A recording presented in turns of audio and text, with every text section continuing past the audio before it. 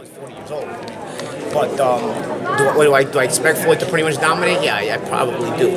But I don't think it's bad if a fight is competitive. As a matter of fact, I think it would be great for both sports at the end of the day. Probably better for mixed martial arts. Probably great for both sports because maybe you can even get a second fight out of it. But I'd be hard pressed to predict that. Is Floyd going to stop?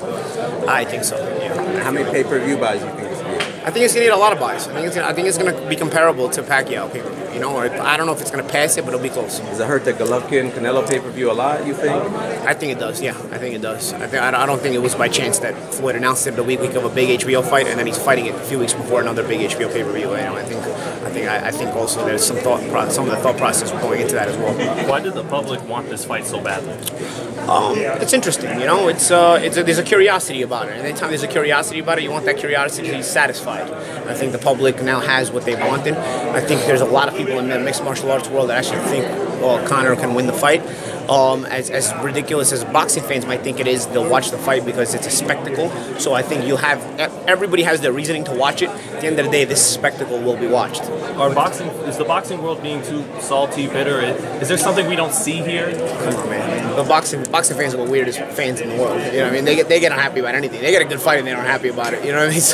So I don't think a niche market being salty is going to really affect the fight, because at the end of the day, boxing is a niche market, especially in America. So I think a niche market being salty and still buying the pay-per-view anyway, I don't think it's going to affect anything. Any disappointment that he didn't take the fight with you first? Yeah, of course.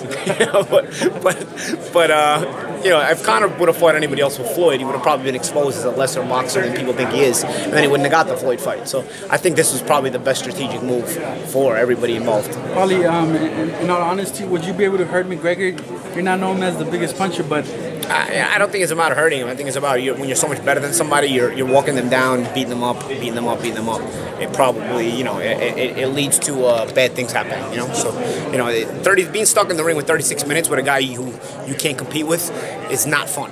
You know, it's not a good feeling. You know, it's not a 30-second ass kicking. It's a bad ass whoop. The ass whoop becomes bad. So punches are punches at the end of the day, and they end up becoming that. And I got to get back to my Sky team, as my boss has told me. All right, guys.